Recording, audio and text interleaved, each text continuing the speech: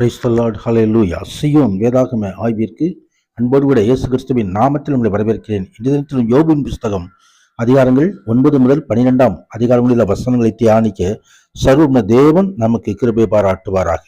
9வது அதிகாரத்தில் தான் குறைபாடு இல்லாத நீதிமானாக தேவனுக்கு முன்பாக இருக்க முடியாது என்று யோபு ஒப்புக்கொண்டதை நாம் பார்க்கிறோம். இயற்கையாக சுயத்திற்கும் பாவத்திற்கும் உரிய விருப்பமுள்ளவர்களாய் இருந்தபடியால் தேவனுடைய பார்வையில் குற்றமற்றவனாய் இருக்கவில்லை என்பதை புரிந்து கொண்டதை 7வது அதிகாரத்தில் குறிப்பிடப்பட்டிருக்கிறது. இருப்பினும் முழு இதயத்தோடும் ஆத்மாவோடும் பொல்லாப்பை எதிர்த்து அன்று விலகி இருந்ததை நாம் காண முடியும். மிக பெரிதான பாவம் செய்துவிடவில்லை என்றாலும் அப்படிப்பட்ட துன்பங்களுக்கு தான் தகுதியுள்ளவன் அல்ல என்று உறுதியாய் நம்பியிருக்கிறதை நாம் இங்கே காண முடியும். கர்த்தருக்கு உண்மை உண்டாவது.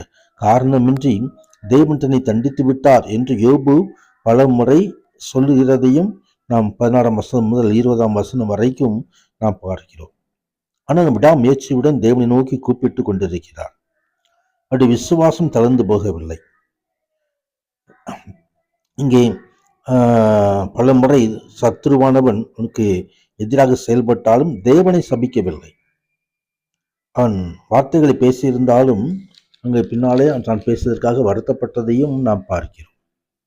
அவர் ஒருவரே வானங்களை விரித்து சமுத்திரத்தின் அலைகள் மேல் நடக்கிறவர். துருவ நட்சத்திரங்களையும் மிருக ரிஷத்தையும் மீனையும் அருமீனையும் தட்ச மண்டலங்களையும் உருவாக்கினவர். அடைந்து முடியாத பெரிய காரியங்களை எண்ண முடியாத செய்களையும் அவர் செய்கிறார் என்று சொல்லி கர்த்தர் செய்த எல்லா மகிமையான காரியங்களை அங்கு வெளிப்படுத்துகிறதை குறித்து நாம் பார்க்கிறோம். இயற்கை அறிவுக்கு மேலாய் காரியங்கள் வெளிப்படுத்தப்பட்டிருக்கிறது. 10வது அதிகாரத்திலே யோபு தன் மன சஞ்சலத்தை நியாயமற்ற விதத்தில் நடத்தப்படுவதில் உண்டாகும் கசப்பு உணர்வை தேவனிடத்தில் தொடர்ந்து ஊற்றி கொண்டிருக்கிறதை நாம் பார்க்கிறோம். தேவன் தம்முடைய அன்பை தன்னை விட்டு விலக்கி கொண்டதாக யோபு உணர்ந்த போதிலும் தேவனின் நீதியில் இன்னும் நம்பிக்கை கொண்டிருக்கிறார். மேன்மை உண்டாவதாக. ஆம், யோபு தன் சரீர சுகத்திற்காக ஜெபிக்கவில்லை. ஆனாலும் ஏன் இந்த துன்பங்கள் எனக்கு வந்திருக்கிறது என்று அங்கலாய்த்து சொல்கிற வார்த்தைகளை நாம் இங்கே பார்க்க முடியும். ஏன் ஒரு சிங்கத்தை போல என்னை வேட்டையாடுகிறீர் என்று சொல்லி கேட்கிறதை குறித்து நாம் பார்க்க முடியும். கர்த்தருக்கு உண்டாவதாக. தொடர்ந்து 16வது அதிகாரத்திலே சோப்பார் நாகமத்தியனாகிய சோப்பார் அங்கே யோபுவிடம் பேசுகிறதை நாம் பார்க்கிறோம். ஏராளமான வார்த்தைகளுக்கு உத்தரவு சொல்ல வேண்டாமோ, வாய்ச்சால்கள் நீதிமானாய் விளங்குவானோ என்று சொல்லி அப்படி சில கேள்விகளை கேட்கிறார். யோபுவின் சுயநீதி மற்றும் பிடிவாதத்தை குறித்து கொடூரமாக குற்றம் சாட்டப்படுகிறதை நாம் பார்க்கிறோம். யோபு பட்ட துன்பங்களை பார்க்கலாம் அதிகமாக பாடுபடுவதற்கு தகுதியானவன் என்று கூறுகிறதையும் நாம் பார்க்கிறோம். யோபு பாவத்திலிருந்து திரும்பினால் துன்பங்கள் உடனடியாக விலகி பாதுகாப்பும் வளமும் மகிழ்ச்சியும் திரும்பும் என்று சொல்லுகிறதை நாம் பார்க்கிறோம். சமயமே உண்டாவது. சோப்பாரின் பேச்சுவார்த்தையில் இறையல் சம்பந்தமாக மோசமான தவறு உண்டாயிருக்கிறதை நாம் காணலாம். விசுவாசிக்கு முற்பட்ட பகலை பார்க்கிலும் பிரகாசமான ஒளி மயமானது என்று வாழ்வை வேதம் எவ்விடத்திலும் உறுதி செய்யவில்லை.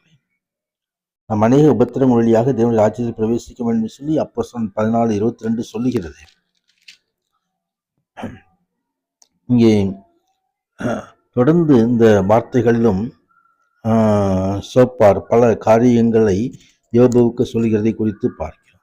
புத்தியில்லாத மனுஷன் கழுதைக்கு குட்டிக்கு ஒப்பாக இருக்கிறான், பிறந்தாலும் பெருநெஞ்சுள்ளவனாய் இருக்கிறான் என்று சொல்லி அநேக காரியங்களை இங்கே துன்மார்க்குடைய கண்கள் கூத்து போகும், அடைக்கலம் விட்டொழிந்து ஒரு நம்பிக்கை சாகரன் போல சுவாசம் அழித்து போகும் சொல்லி பல காரியங்களை சொல்கிற காரியங்கள் யோபுவை வேதனைப்படுத்துகிறது, வேதனை அதிகமாக்குகிறது.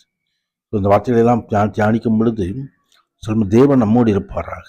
12வது அதிகாரத்தில் யோபு பிரதித்திரமாக பதில் சொல்கிறதை நாம் பார்க்கிறோம். அந்த தேவனிடத்திலே வல்லமையும் ஞானம் உண்டு என்று சொல்கிற ஒரு உறுதிப்பாடும் இங்கே வெளிப்படுத்தப்படுகிறது. தேவன் ஞானம் வல்லமை உள்ளவர் என்றும் நம்மை குறித்து அவரது தரமானவைகள் எல்லாம் மேலான நன்மைகளை பெறுவதற்கு நிச்சயமான வழிகளை விசுவாசிக்க வேண்டும் என்பது 13வது வசனத்திலே சொல்லப்படுகிறது குறித்து அந்த வசனங்களை தியானிக்கும் பொழுது சொல்லும் தேவன் நம்மோடு நம்மை நடத்துவாராக. பரிசுத்தமானவருக்கு மகிமை உண்டாவதாக. ஆமேன், ஆமேன்.